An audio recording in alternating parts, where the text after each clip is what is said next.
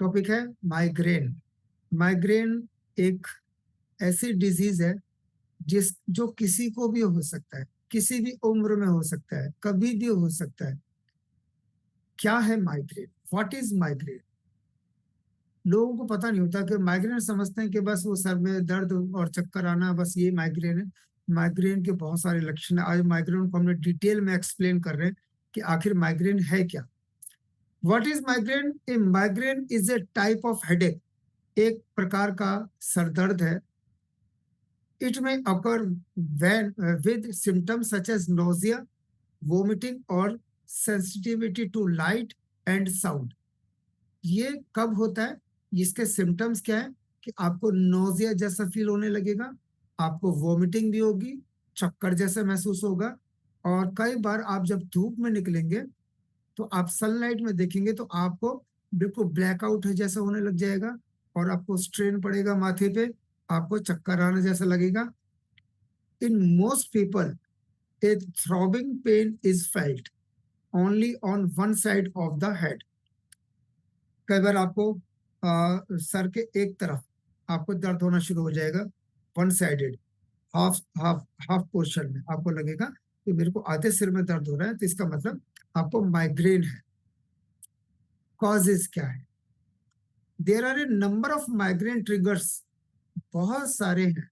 क्या? जैसे कि hormonal changes in the women. आप देखेंगे कि माइग्रेन की जो समस्या है वो फीमेल्स के अंदर ज्यादा होती है, क्योंकि फीमेल्स के अंदर हार्मोनल डिसफंक्शन बहुत लगातार रहता है। कई बार आप डायग्नोज करते हैं और कई बार हम कैंप लगाते हैं, फ्री हेल्थ चेकअप कैंप भी लगाते हैं।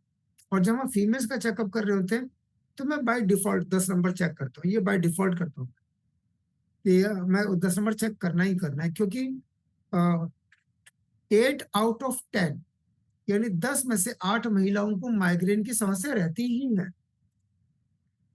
फ्लक्चुएशंस इन एस्ट्रोजेन। अब एस्ट्रोजेन क्या है? वो आपके हार्मोन्स है, उसके अंदर फ्लक्चुएशन होती है, क्योंकि फीमेल्स के अंदर बहुत जल्दी जल्दी हार्मोनल चेंजेस आते हैं, सच एज बिफोर और ड्यूरिंग मेंस्ट्रुअल पीरियड्स, कई बार पीरियड से पहले और पीरियड्स के बाद, प्रेगनेंसी के टाइम पे और मेनोपॉज के टाइम पे, यानी जब पीरियड्स बंद होते हैं तब। तो इस दौरान में बहुत ज्यादा माइग्रेन की समस्या होने के चांसेस रहते हैं। seems to trigger headache in many women, यानी कि फीमेल्स के अंदर हार्मोनल डिसफंक्शन की वजह से, यानी कि हार्मोनल डिसफंक्शन भी माइग्रेन का एक बहुत बड़ा कारण है फीमेल्स के अंदर। दूसरा है एल्कोहल ड्रिंक्स। आप देखते हैं कि जब ज्यादा ड्रिंक करते हैं तो अगले दिन सर पकड़ के बैठ जाते हैं, है ना। जो लोग डेली एल्कोहलिक है, मतलब रेगुलर एल्कोहलिक है, लगातार ड्रिंक करते हैं, आप देखेंगे उनको सर दर्द की समस्या ज्यादा रहती है। फिर वो क्या कहते हैं? पीने वाले को पीने का बहाना चाहिए। वो कहते हैं सर दर्द को दूर करने के लिए मुझे पीनी है। पहले पीने से मुझे सर दर्द हुआ था, अब मुझे सर के दर्द को दूर करने के लिए पीनी, यानी पीने के लिए पीने का बहाना चाहिए। उसके बाद है स्ट्रेस। जिनको किसी भी प्रकार का स्ट्रेस है, काम का स्ट्रेस है, घर का स्ट्रेस है, कर्जे का स्ट्रेस है, स्ट्रेस किसी भी प्रकार का हो सकता है। अगर आप टेंशन ज्यादा लेते हैं तो भी आपको माइग्रेन हो सकता है।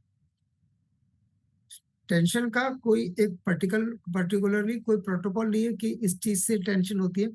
टेंशन किसी को किसी भी चीज से हो सकती है। किसी को अपनी सेहत से टेंशन हो सकती है, किसी को अपनी लुक से टेंशन हो सकती है कि मैं ऐसा क्यों दिखता हूँ या ऐसी क्यों दिखती हूँ, मैं हैंडसम क्यों नहीं हूँ, मैं ब्यूटीफुल क्यों नहीं हूँ, या अपने घर की प्रॉब्लम, बच्चों की प्रॉब्लम, हस्बैंड की प्रॉब्लम, वाइफ की प्रॉब्लम, या फाइनेंशियल प्रॉब्लम, अपने बिजनेस की प्रॉब्लम, कुछ भी काम की प्रॉब्लम, टेंशन, किसी भी कारण से आपको स्ट्रेस है तो भी आपको माइग्रेन हो सकता है। उसके बाद है स्लीप चेंजेस। आपका जो सोने में जो बदलाव है बार बार, आप जो जिन लोगों को आप देखेंगे, जो लोग ना शिफ्टिंग ड्यूटीज करते हैं, उन लोगों को माइग्रेन बहुत जल्दी होता है। जिनकी शिफ्टिंग ड्यूटीज है, 15 दिन वो नाइट करेंगे तो 15 दिन डे करेंगे, उनका वो सारा शेड्यूल चेंजेस इस तरीके का हो जाता है कि उनकी बॉडी उसके हिसाब से उसको एडजस्ट नहीं कर पाती है। फिजिकल स्ट्रेन, फिजिकली आप बहुत ज्यादा स्ट्रेन ले रहे हैं, आप जरूरत से ज्यादा काम कर रहे हैं, तो वो भी एक माइग्रेन का बहुत बड़ा रीजन है। आपके अंदर आपकी बॉडी जितना अलाउ करती है, आप 8-10 घंटे काम कर सकते हैं। अगर आप 18-18, 20-20 घंटे काम कर रहे हैं, यानी फिजिकल स्ट्रेन बहुत ज्यादा ले रहे हैं, तो भी आपको माइग्रेन हो सकता है। वेदर चेंजेस की वजह से भी आप देखेंगे कि अभी बहुत अच्छा मौसम था जब बारिश आ रही थी, तो अब सडनली अभी आप देख रहे हैं तो मौसम कैसा है, ह्यूमिडिटी बढ़ चुकी है, और एकदम लगातार 2-3 दिन बारिश आ जाए तो फिर से ठंडा मौसम हो जाएगा, और फिर बहुत तेज धूप निकलेगी। और धूप निकलेगी, लगेगा यार अभी 2-3 दिन पहले इतना प्यारा मौसम, तो आज फिर से बहुत तेज धूप निकलेगी। तो weather changes is also cause of migraine. उसके बाद है मेडिकेशंस। जो लोग जरूरत से ज्यादा मेडिकेशंस लेते हैं, कहीं पर भी दर्द हुआ, पैर में दर्द हुआ तो आप पेन किलर्स ले रहे हैं, सर में दर्द हुआ पेन किलर्स ले रहे हैं, या फिर आप लगातार पेन किलर्स लेते रहते हैं किसी न किसी रीजन से, किसी को एंजाइटी है तो उसके लिए आप मेडिकेशंस ले रहे हैं। जो लोग स्लीपिंग पिल्स लेते हैं उनको भी माइग्रेन होता है। तो आप किसी भी रीजन से अगर आप मेडिकेशंस रेगुलरली ले रहे हैं, आपको कहीं ना कहीं माइग्रेन के चांसेस हो सकते हैं। फेजेस ऑफ माइग्रेन्स आप देख रहे हैं, माइग्रेन्स के अलग अलग फेजेस हैं। What are the phases of migraines? क्या क्या फेजेस है? There are 4 phases of stages of migraine.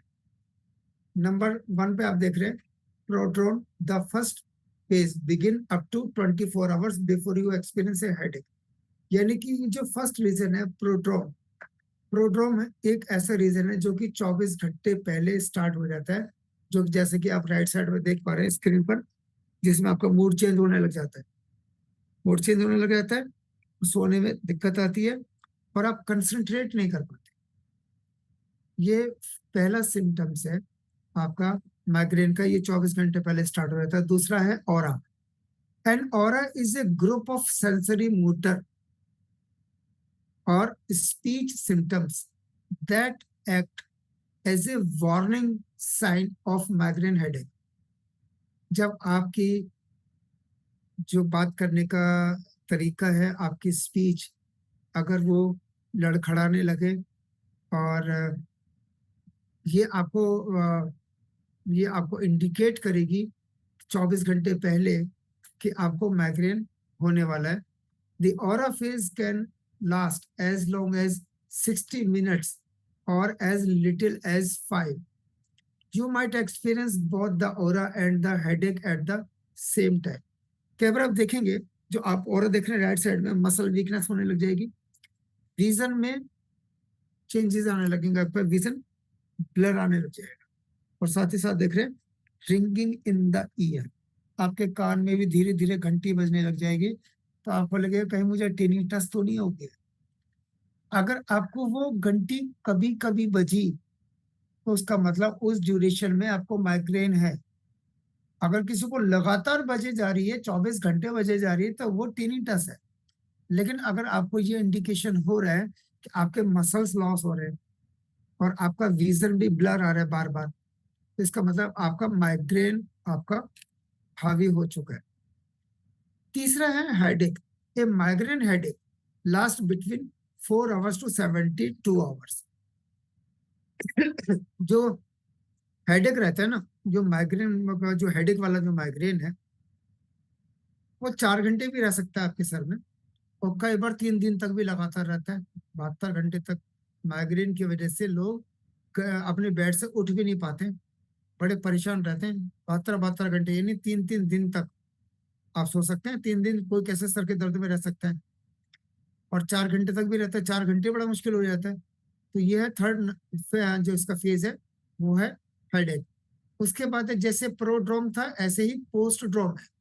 पोस्टड्रोम क्या है? पोस्टड्रोम फेज क्या है? आप देख रहे हैं पोस्टड्रोम फेज में fatigueness. The postdrome stage usually last for a few hours up to 48 hours. कुछ घंटों के लिए होता है, कि जैसे कुछ घंटों के लिए आपके बॉडी में फटीग आना आना शुरू हो जाएगा, और कई बार ये 48 घंटे तक रहता है कि आपको लगता है कि यार बॉडी में जान ही नहीं है मेरे। Symptoms feel similar to an alcohol induced hangover. ये बिल्कुल ऐसे होता है जैसे ना आप रात को दारू पी के टल्ली हो गए, और सुबह आपकी बॉडी में तो बड़ी फटीगनेस है, लग रहा है शरीर में जान ही नहीं है। Which is why the postdrome phase is known as migraine hangover. इस फेज को बोला जाता है माइग्रेन हैंगओवर। यानी कि आप देख रहे हैं कि माइग्रेन भी कितने प्रकार का है। जो पोस्ट्रोम है, जो पोस्ट्रोम फेज है, वो बिल्कुल आपको ऐसा लगेगा जैसे आपको हैंगओवर टाइप का हो रहा है। आपके शरीर में जान ही नहीं है, आपकी आवाज ही नहीं निकल रही, आप कुछ भी नहीं कर पा रहे। गर्दन में स्टिफनेस आनी शुरू हो जाएगी और ट्रबल फोकसिंग, आप ठीक से कहीं भी फोकस नहीं कर पाएंगे। ठीक है। It can take about 8 to 72 hours to go through the 4 stages, यानी 8 से 72 घंटे लगते हैं। यानी कि अलग अलग आपने फेजेस देखे माइग्रेन के।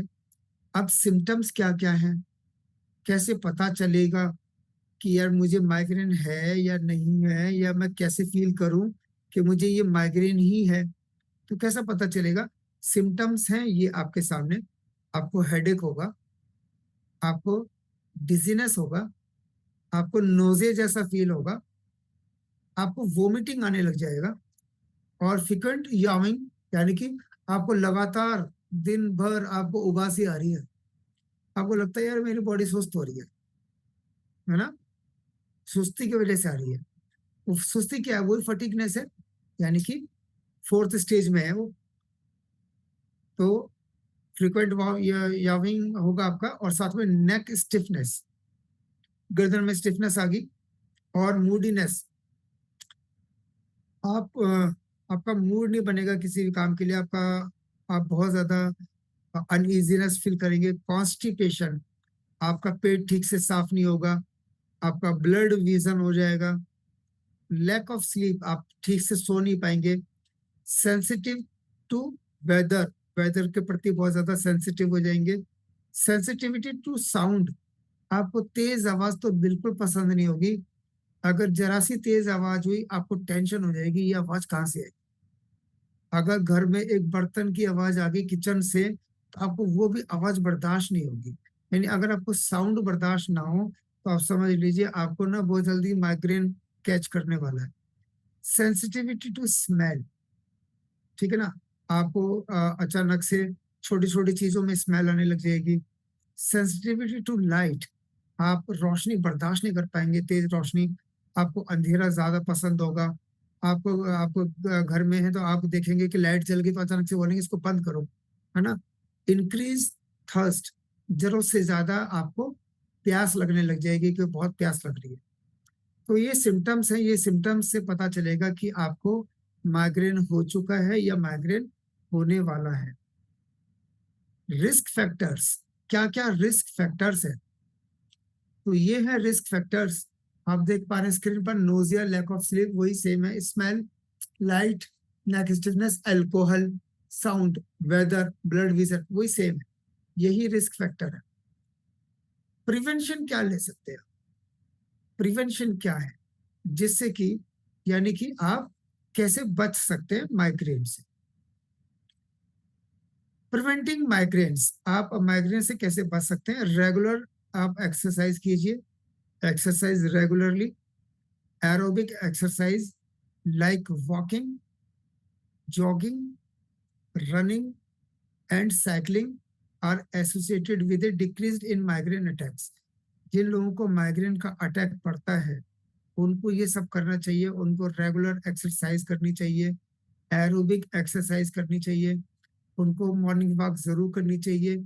जॉगिंग कर सकते हैं अगर घुटनों में दर्द नहीं है। कुछ लोग ऐसे ना कि ओल्ड एज है, वो जॉगिंग कैसे करेंगे? जॉगिंग या रनिंग जो कर सकते हैं वो करें, और साइकिलिंग भी आप कर सकते हैं। मेंटेन ए रेगुलर शेड्यूल, आपको शेड्यूल बनाना पड़ेगा। ऐसा नहीं कि आप एक दिन खाना खा लेते हैं शाम को 7 बजे, एक दिन खाना खाते हैं रात को 12 बजे, और आप एक दिन सुबह उठ रहे हैं 5 बजे तो अगले दिन उठ रहे हैं सुबह 10 बजे। आपको एक रेगुलर शेड्यूल बनाना पड़ेगा आपको, अपने आप को, लाइफ स्टाइल को मेंटेन करने के लिए। तो कुछ लोगों का शेड्यूल नहीं बन पाता, जिन लोगों की नाइट ड्यूटीज होती है उनका तो कोई शेड्यूल बन ही नहीं पाता। तो कई बार मेरी सिंपैथी उन लोगों के साथ होती है जिन लोगों की नाइट ड्यूटीज है। मुझे बड़ा तरस आता है कि इससे अच्छा तो वो नौकरी छोड़ दी जाए तो ज्यादा बेहतर है। शरीर से बढ़कर कुछ भी नहीं होता। मैनेज योर स्ट्रेस, स्ट्रेस को मैनेज करने के लिए आपको प्राणायाम जरूर करना चाहिए। आपको अनुलोम विलोम प्राणायाम आपको जरूर करना चाहिए। वो आपका स्ट्रेस लेवल खत्म करता है। साथ ही साथ आपको अलग अलग तरीके के योगा करने चाहिए, ठीक है। और प्रिपेयर फॉर मेंस्ट्रुअल माइग्रेन्स, आप मेंटली प्रिपेयर हैं कि अब मेरे पीरियड्स आने वाले, तो भाई मुझे ये सब कुछ होने वाला है, तो आपको ये सब चीजें शुरू कर देनी चाहिए।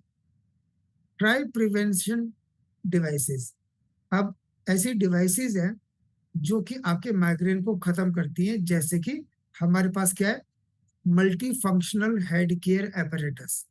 उससे बेहतर कुछ भी नहीं है माइग्रेन को खत्म करने के लिए। This is the best device in the world who cure the migraine by root. जड़ से खत्म करने के लिए हमारे पास multi functional head care apparatus है, जो आपको माइग्रेन है तो खत्म करेगा, और अगर आप रेगुलर यूज करते हैं तो कभी जिंदगी में होने भी नहीं देगा।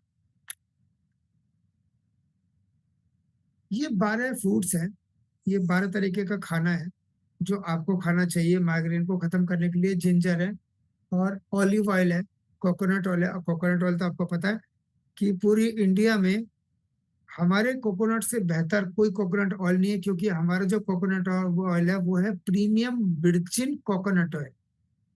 प्रीमियम वर्जिन का क्या मतलब है कि एक तो हमारा जो कोकोनट ऑयल है वो ह्यूमन टच नहीं है उसके अंदर, और प्योर एक्सट्रैक्ट है कोकोनट ऑयल का, जिसके अंदर ना कोई केमिकल है, ये प्योर है। आप इसको पी भी सकते हैं, सब्जियों में भी डाल सकते हैं।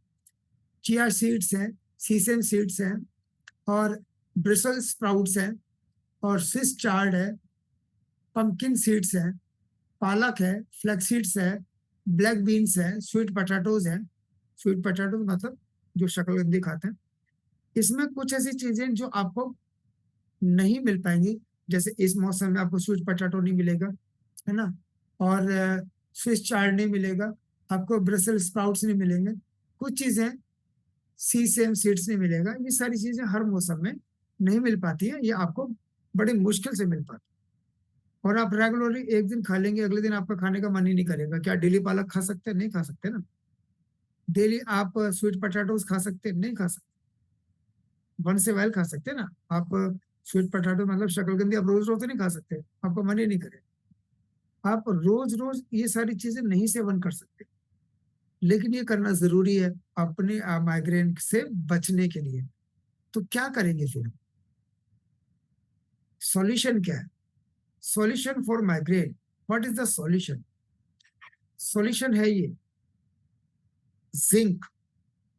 अगर आप जिंक रेगुलरली ले रहे हैं, एक सुबह एक शाम, एक ओमेगा ले रहे हैं आफ्टर ब्रेकफास्ट, और आप कोएंजाइम्स ले रहे हैं आफ्टर डिनर रात को सोते वक्त, और multi functional head care apparatus regularly करते हैं, तो ये माइग्रेन में आपको फायदा करेगा।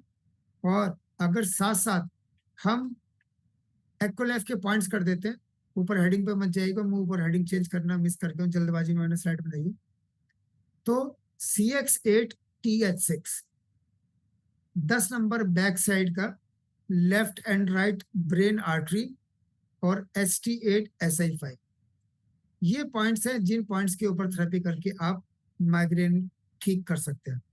अब बहुत सारे लोगों के ना जिन और अब हम डिस्कस करेंगे। देखो बहुत सारे लोगों के ना हैंड रेज होना स्टार्ट हो गए, तो ठीक है, सबसे पहले हम एक एक करके अनम्यूट करेंगे उन सभी लोगों को जिनकी कोई भी क्वेरीज हैं, या फिर जो कोई अपना टेस्टिमोनियल एपोलाइफ से रिलेटेड शेयर करना चाहते हैं, तो वो सभी लोग अपने हैंड रेज करेंगे। जो भी टेस्टिमोनियल शेयर करना चाहते हैं या किसी की कोई भी क्वेरीज है, हम उन्हीं लोगों को अनम्यूट करेंगे जिन लोगों के वीडियोस ऑन होंगे।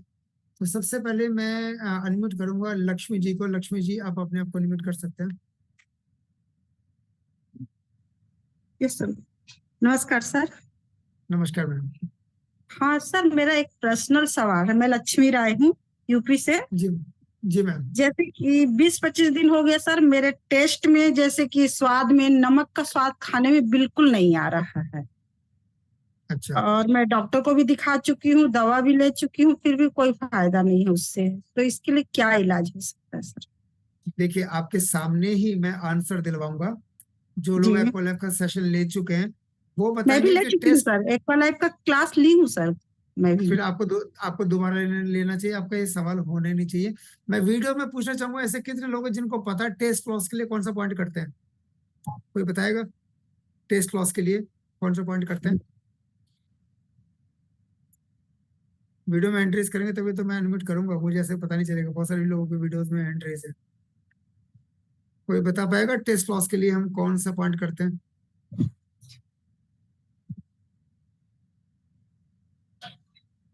इसका मतलब आपको एक्वा लाइफ की ट्रेनिंग जरूर लेनी चाहिए। देखिए, आपको किसी प्रकार का टेस्ट नहीं आ रहा है तो ST36 SP3 टेस्ट लॉस के लिए है। आपने जी उसके सर। डिजीज एक बार जो आपने अगर एक्वा लाइफ की ट्रेनिंग ली है तो हॉररी पॉइंट की बीमारियां आप याद कर लीजिए। जी आपका जो सर। टेस्ट नहीं आ रहा है, मैक्सिमम 2-3 डेज में आपको टेस्ट आ जाएगा, लेकिन सेशन पूरा कर लीजिएगा, है ना? जी सर। जी। Thank you ma'am. नेक्स्ट लेंगे। अब देखिए, आप नाम नहीं है आपका, ओप्पो। ओप्पो जी, आप अपने आप को लिमिट कर लीजिए, नाम जरूर लिखा कीजिए, ऐसे अच्छा नहीं लगता। नमस्कार सर। नमस्कार सर। आपका सेशन बहुत अच्छा लगता है सर, मैं बहुत वेट करता हूँ आपके सेशन की। Thank you sir. सर मेरे अंदर दो पेशेंट हैं, मतलब कि एक तो ना लीवर के ऊपर ना सिस्ट है, उसका क्या ट्रीटमेंट कर सकते हैं? बिल्कुल कर सकते हैं सर, बिल्कुल कर सकते हैं, क्योंकि हमारे पास ये ट्रीटमेंट है। आपने ये उनका ना आप देख लीजिएगा कि कहीं CA ना हो, यानी कार्सिनोमा ना हो, कैंसर ना हो। अगर कैंसर नहीं है तो हम ट्रीटमेंट कर सकते हैं। नहीं, वो अगर थोड़ी मूव अगर करती है, जी, मतलब कि उनको यहाँ से महसूस होता है कि मूव करती है यहाँ से। मैं वही बोल रहा हूँ सर। अगर उनकी हाँ जी। FNAC या बायोप्सी कुछ किया हुआ है और उसमें खाली सिस्ट है तो हम उसको ठीक कर सकते हैं। देखिए, उसके मैं ठीक है पॉइंट्स आपको बता देता हूँ क्या क्या करना है। आपको पॉइंट्स जी। करना है 74 74 74 CX8 TH6 CS CX8 TH6 TS6 LIV1 GB41 LIV1 GB41 30 number 70 number 30 number 70 number और चिटोसन OPC टीपोली और जिंक। चिकोसन टिपोली OPC और और जिंक। ओपीसी। OPC और जिंक। ठीक है। एक सर ना किडनी के ऊपर मल्टीपल सिस्ट है, उसको मतलब कि ना वो एक एज के अकॉर्डिंग ना, मतलब कि वो ना किडनी फूलने लग जाती है, बढ़ने लग जाती है, उसका कुछ हाँ जी, ट्रीटमेंट होता है सर? देखिए, डिपेंड करता है कि उनका क्रेटिन लेवल क्या चल रहा है। आप तो एक बार उनका KFT कराइएगा और क्रिएटिन उसका लेवल साइज। उनका 1.45 है अभी। डायलिसिस हो गया सर उनका? No sir, no no. हाँ, काम कर सकते हैं, जो कि डायलिसिस पे होते तो हम काम करने में कोई फायदा नहीं होता, तो अभी नहीं, उनका ट्रीटमेंट डायलिसिस कर नहीं सकते है। हैं। कोई बात नहीं सर, उनके लिए हाँ जी। OPC और उनके ना मतलब टीपोली कि और बाथरूम में झाग आती है। एग्जैक्टली सर, वो भी बता रहा हूँ। उनके लिए OPC टीपोली और जिंक सप्लीमेंट यही चलेगा, सेम टू सेम, क्योंकि उसमें भी वो ओपीसी सिस्ट है। टिपोली। ठीक। हाँ जी। और जिंक उसमें चल रहा था जी। चिटोसन, क्योंकि क्योंकि वो लीवर की दिक्कत है। इसमें चिटोसन जी हम जी। ऐड नहीं करेंगे, है ना? नहीं नहीं, इसमें ये पेशेंट अलग है, ये हाँ, मैं पेशेंट वही अलग बोल है। रहा हूँ सर, मैं वही बोल रहा हूँ। उस पेशेंट में हमने चिटोसन ऐड किया है, जी इसमें जी जी। OPC टीपोली और जिंक है। और साथ में पॉइंट होंगे ठीक। BL66 K10 CX8 TS6 B 74 number के K10 और जी CX8 TS6 CX 74 74 15 number 16 number 15 16। और किडनी डेफिशिएंसी यिन और यैन। ठीक है। और उनको बोलना 1 लीटर से पानी कम पिएंगे सर वो। पानी 1 लीटर से अच्छा ज्यादा नहीं जी। पीना, मतलब टोटल लिक्विड, उसमें दाल पानी चाय दूध सब आ गया, 1 लीटर से ज्यादा लिक्विड नहीं लेना। ठीक है। Okay sir, thank you. Next लेंगे सुखविंदर जी। सुखविंदर जी फटाफट से अनम्यूट करेंगे अपने आप को। सर एक बार माइग्रेन का वो बताना सर, जो मतलब कि प्रोडक्ट और उसके पॉइंट। अच्छा लिख लीजिए ये। चलिए मैं आपकी स्क्रीन शेयर करता हूँ, अगर किसी और का भी मिस हो गया होगा तो वो भी ले लेंगे। आप स्क्रीनशॉट ले लीजिए इसका। ये आप देख पा रहे हैं जिंक, ओमेगा, कोएंजाइम्स और multifunctional head care apparatus। Head care कम से कम आधा घंटा करना है। मेरे पास अभी चैट बॉक्स में सवाल आया था किसी का कि हेड केयर कितनी देर करना है, तो हेड केयर आधा घंटा करना है। ये स्क्रीनशॉट ले लीजिए और ये हैं इसके पॉइंट्स। ऊपर की हेडिंग पर मत जाइएगा क्योंकि मैं इसको टाइप कर रहा था तो ऊपर उसको हेडिंग को मैं चेंज नहीं कर पाया। ये पॉइंट्स हैं CXA, TS6, 10 number back, left to right brain artery और ST8 SI5। ठीक है मैम, नोट कर लिया आपने? नेक्स्ट ले लेते हैं बबीता रानी जी, करनाल से। Babita Rani ji, good morning Manoj sir. Good morning ma'am. Good morning. Good morning all teams leader. Sir मेरा क्वेश्चन था, जैसे कि पेशेंट है सर, उसके मतलब कंधे गर्दन में दर्द है और लेफ्ट साइड की आंख में और आधे सर में सर, और स्टंट भी डला हुआ है उसको 2011 के अंदर किडनी में सर। आंख में दर्द है, कंधे में दर्द है, स्टेंट डला हुआ है। हाँ जी, 2011 के अंदर किडनी में स्टंट डला हुआ है। नहीं पहले अभी समस्या क्या, वो जो जो 10 साल पहले डल चुका उसकी बात ही नहीं कर रहे ना। अभी जो प्रॉब्लम है वो बताओ, अभी जो समस्या है अब सर वो आंख और सर में दर्द सर, गर्दन कंधा। देखो आंखों में और सर में दर्द है वो, इसका मतलब वो माइग्रेन है। आप ये वाले पॉइंट करना है, हेड केयर करना है, इससे ठीक हो जाएगा, 100% ठीक हो जाएगा। और जो कंधे में दर्द है उसके लिए आप CXA, TS6 ऑलरेडी इसमें इनबिल्ट है, लिखा हुआ है, जो अभी हमने बताया था। ST8 SI5 फ्रोजन शोल्डर में भी काम आता है। अब जिस कंधे में दर्द है तो आप उसमें 72 या 33 दोनों में से एक पॉइंट लेंगे। जिस 72 है आपका लेफ्ट शोल्डर के लिए और 33 है आपका राइट शोल्डर के लिए। अगर राइट शोल्डर में पेन है तो 33 ले लीजिए, अगर लेफ्ट शोल्डर में पेन है तो आप 72 ले लीजिए। ठीक है, अब नेक्स्ट लेते हैं health care Nangal dam. Good morning sir. Good morning ma'am. Good morning. थोड़ा जल्दी जल्दी पूछेंगे क्योंकि 12 मिनट है और 12 मिनट में हम चाहते हैं सभी के आंसर ले जाए। जी सर। सर एक बच्चा है वो बोलता नहीं है, उसके लिए क्या लेना चाहिए? कब से नहीं बोलता? वो बाय बर्थ चाहिए सर। फिर कुछ नहीं करना चाहिए, कुछ नहीं उसमें करना कुछ नहीं चाहिए। नहीं कुछ नहीं कर सकते। देखो कोई चीज ना, अगर कोई बाई बर्थ है ना तो हम उसमें मसीहा नहीं बन सकते, है ना, हम कुछ नहीं सर कर सकते। वैसे वो ना अभी दीदी और मम्मा बोलने लग गया है। वो हेड केयर से अभी हम मसाज कर रहे थे साथ अभी में। कितने कितने साल का है वो? 9 साल का हो गया है। और देखो मेन चीज है, अब मैं ना पहले जूम सेशन में कई बार बता चुका हूँ कि वो बच्चा क्यों नहीं बोल पाता। देखो आप मेरे ना लिप्स पे और मेरे शब्दों पे ध्यान देना। जी सर। पापा, जी मामा, बाबा, जो वर्ड आप होठों से बोल पा रहे हैं वो बच्चा बोल लेगा। जहां पर जीभ का इस्तेमाल होगा, है ना, जी सर। जैसे कि धा, गा, गा, वो गा नहीं बोल पाएगा जब तक उसका जीभ का पीछे वाला हिस्सा ऊपर टच नहीं होगा। तो ऊपर वाला जो पोर्शन है उसका वो कर्विंग है, जहां पर उसकी जीभ टच नहीं होती, तो वो बोलेगा कैसे?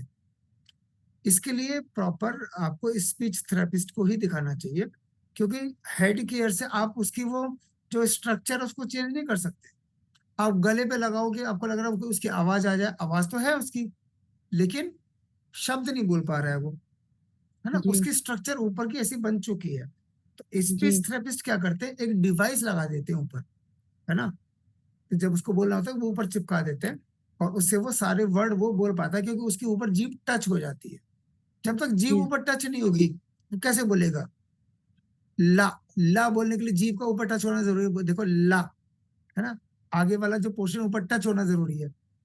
गा, जी गा बोलूंगा तो पीछे वाला टच होना जरूरी है। धा बोलूंगा तो आधी जीभ ऊपर टच होना जरूरी है।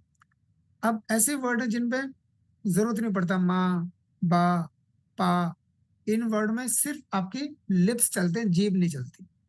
तो कुछ ऐसे वर्ड्स हैं जो वो बच्चा नहीं बोल पा रहा है, तो उसमें हम कुछ नहीं कर पाएंगे, कोई डिवाइस कुछ नहीं कर पाएगी, गलत कमिटमेंट नहीं करना। ठीक है मैम। ठीक है सर। और नेक्स्ट रहते हैं जी गोकुल प्रसाद जी, फटाफट से परमिट करेंगे अपने आप को। जब हम maximum 90% disease, good 99% morning sir, good morning. Good morning Gokul ji. Good morning sir, good morning. Good morning sir. 99% हम Good. डिजीज क्योर कर लेते हैं, लेकिन कुछ 1-2% डिजीज हैं जिन पे ना हम कभी भी मसीहा नहीं बन सकते। उनके लॉजिक्स पे जाना है कि आखिर हम क्यों नहीं कर सकते।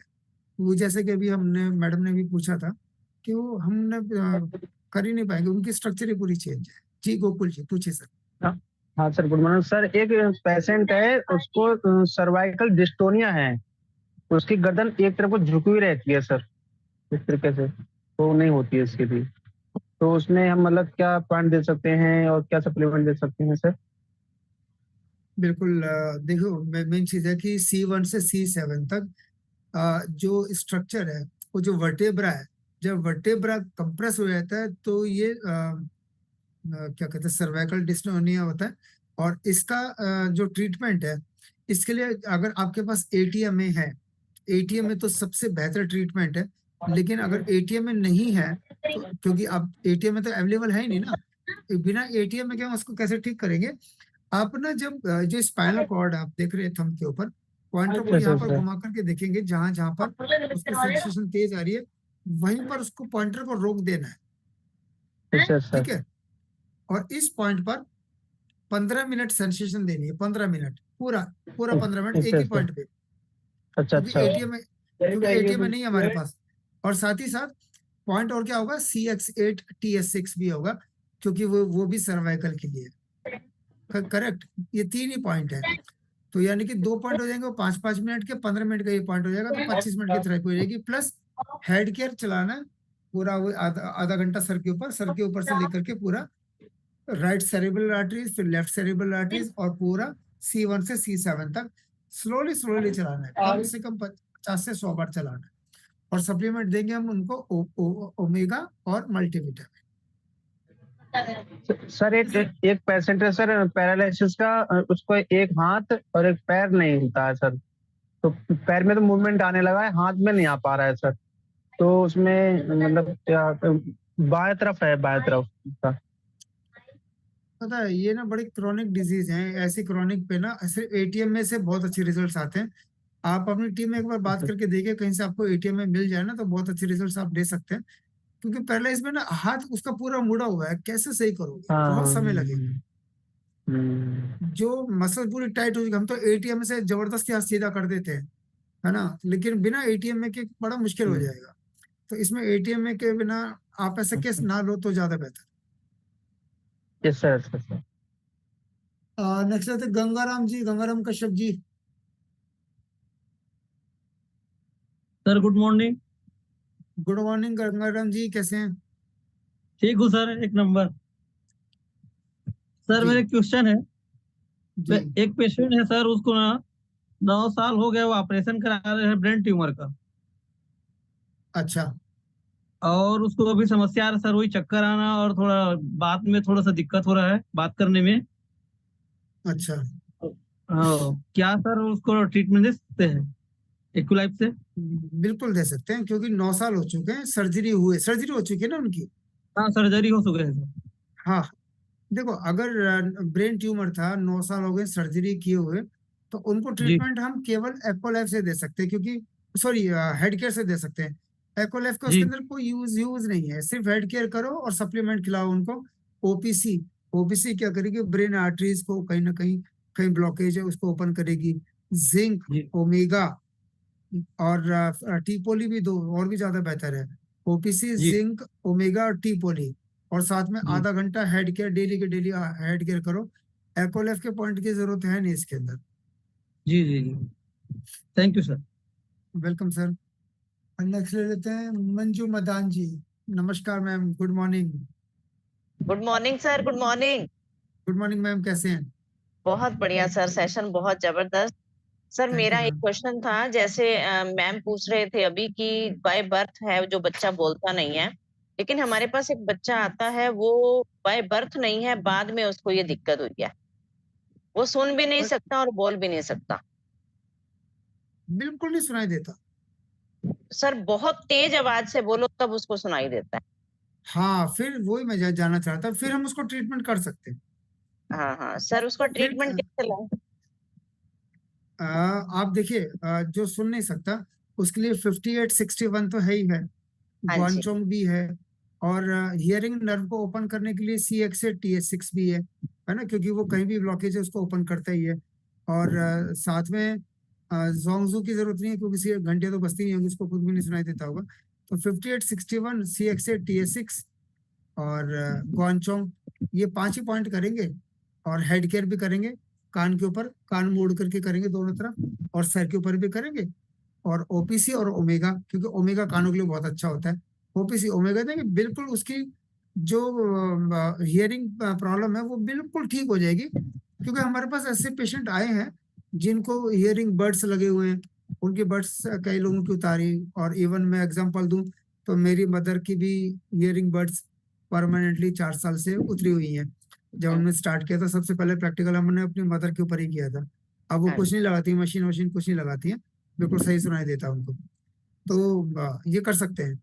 सर, वो ओमेगा नहीं खा सकता, बच्चा 6 साल का है, वो बहुत बड़ा अच्छा, कैप्सूल है। ओहो, हाँ जी 6 साल का बहुत छोटा बच्चा है फिर तो। हाँ जी हाँ जी हाँ, तो कोई बात नहीं, जिंक दे सकते हैं उनको, है ना। ओपीसी के साथ जिंक दे सकते हैं।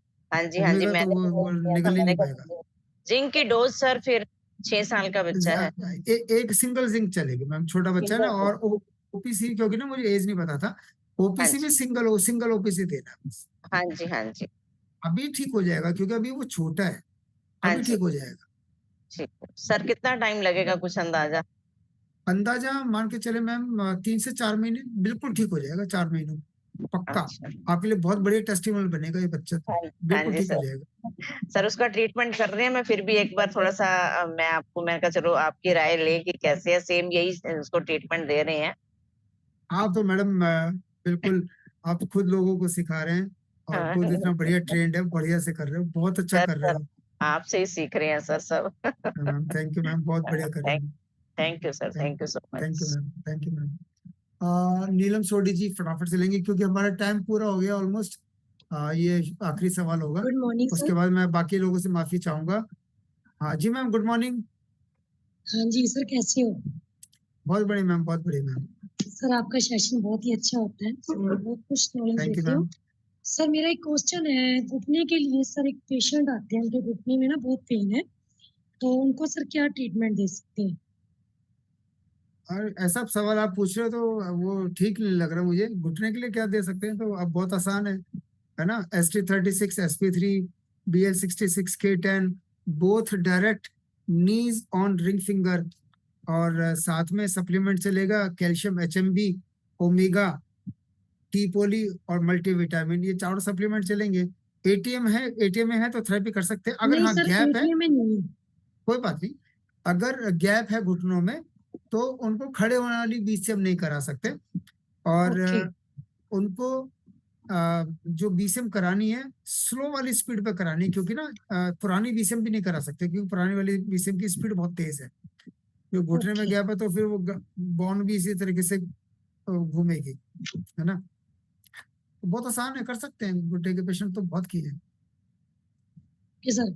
अच्छा सर, मेरा एक छोटा सा सवाल है। जैसे मैं सर, मेरी आवाज आप सुन रहे होगे, तो मैं बोलती हूँ जी तो मेरे गले में जैसे ऐसे आवाज भारी हो जाती है। तो सर मैं हेड केयर तो ले रही हूँ, जिंक भी ले रही हूँ, तो कुछ और लेना है, साथ में ऐड करना है? बिल्कुल, टी पोली लेनी चाहिए और आयुष लेना चाहिए आपको। आपकी आवाज बहुत भारी हो जाएगी। और साथ साथ आप ना मुलेठी परमानेंटली दिन में 2-3 घंटे आप मुंह में रख लो और उसको चूसते रहा करो। मुलेठी ओके सर।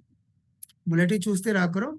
और आयुष, टी पोली और जिंक, ये आपको जरूर लेना चाहिए। आपकी आवाज भारी हो जाएगी, क्योंकि ना अगर आप जोर से बोलोगे ना तेज, तो आपका गला बैठ जाएगा, है यस ना। ये आप ठीक कर सकते हैं उसको, बिल्कुल ठीक हो सर। जाएगा। इसके लिए कुछ एक्वलाइज से पॉइंट भी करने हैं? जरूरत ही नहीं है, सिर्फ हेड केयर और सप्लीमेंट बस काफी है। Okay sir, thank you so much sir. Okay. Thank you ma'am, thank you ma'am, thank you so much.